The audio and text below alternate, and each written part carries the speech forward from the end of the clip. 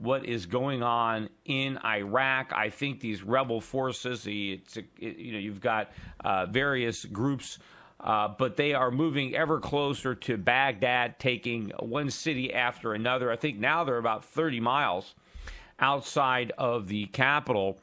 And, some of the amazing footage is the degree to which the Iraqi forces that America trained. We went in there and we kept our troops there training.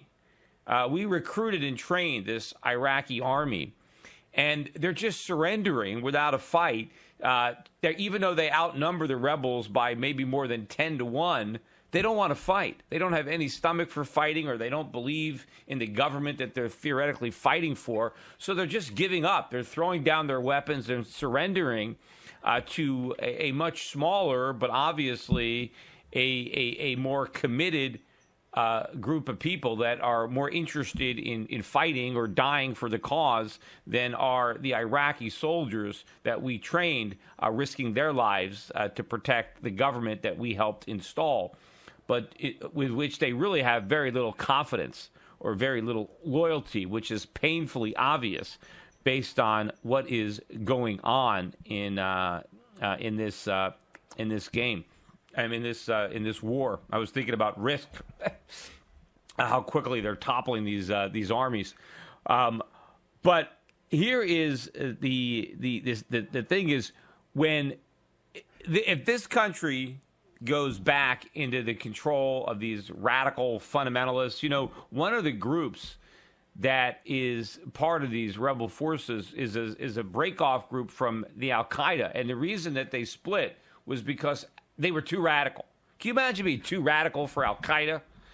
And so these are the guys that potentially are going to be running Iraq. And, go back to the Wall Street Unspun days when I was talking about the Iraq War, when we first went after Saddam Hussein. What did I say? I said, this is a mistake because we have no idea what the regime is going to be like that replaces Saddam Hussein. I said, there's no way that we're going to install some kind of democratic government there, a Western-type democracy. I said, it just ain't going to happen. I said, we're going to get rid of one tyrant, and who knows what's going to replace him. I was talking about the devil you know versus the devil you don't know. My point was, why get involved? Leave Saddam there. As bad as he is, just leave him alone, because who knows who might replace him.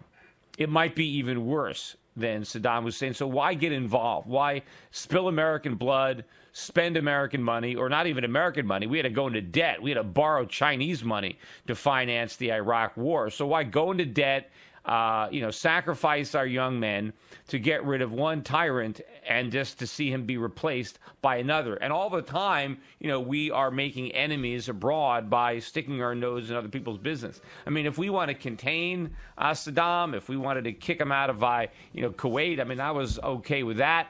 But going in there on this false pretense of weapons of mass destruction, I was against it from day one for this specific reason.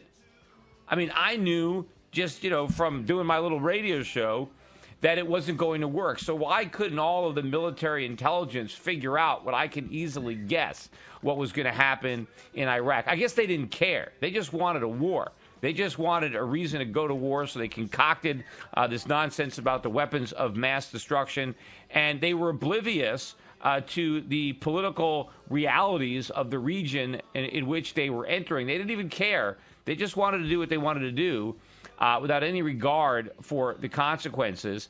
And now we're going to see what they are, because I think there's still too much complacency out there right now. We'll see. This could be a very, very interesting weekend in Iraq. So maybe watching CNN could be a way to spend the weekend. I talked about how I was worried back when we first went into Iraq under the pretense of the WMDs that we were opening up a can of worms, that we had no idea what was going to happen. Sure, we could take down Saddam, but we can't prevent another government from taking its place that could be even worse than Saddam. We'll see. But what's amazing is that Joe Biden and probably, Barack Obama, President, Vice President of the United States, with all of our intelligence, couldn't see the problems in Iraq. They thought that they could pull all of our troops out of Iraq and everything was going to be great, that we would have built this new shining example of democracy that would flourish and spread throughout the region. I mean, talk about, not just wishful thinking, but complete and utter naivete. It's even amazing, too, that all this stuff that's going on in Iraq now, why didn't we know about this with all of our drones and all of our intelligence? We can't figure this out. We didn't know what was going on over there. But have a listen. This is a interview that Joe Biden gave on the Larry King Show back in 2010. Vice President Joe Biden talking about how wonderful everything was going to be in Iraq and how it would be a shining example of the president's success. Here, have a listen to Joe Biden. Here, cut number 13. I am very optimistic about Iraq. I think it's going to be one of the great achievements of this administration. You're going to see 90,000 American troops come marching home by the end of the summer. You're going to see a stable government in Iraq that is actually moving toward a representative government. Oh, yeah. The whole thing is collapsing. This is going to be just as successful as Obamacare. They couldn't have been more wrong about their assessment of the situation in Iraq. The only question is, now what do we do?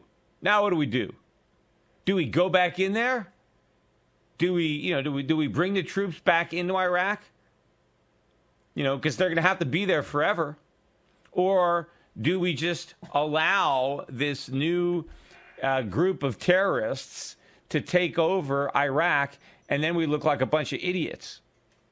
It's a complete and utter failure of American foreign policy if we sit back and do nothing. Not that I'm saying that we should go in there, because we never should have gotten in there in the first place, because now we're in this situation where either we have to go back, right, to save face and to try to prevent, this from happening, or we finally do the right thing and mind our own business, but then we look like a complete bunch of idiots, which I guess we were anyway.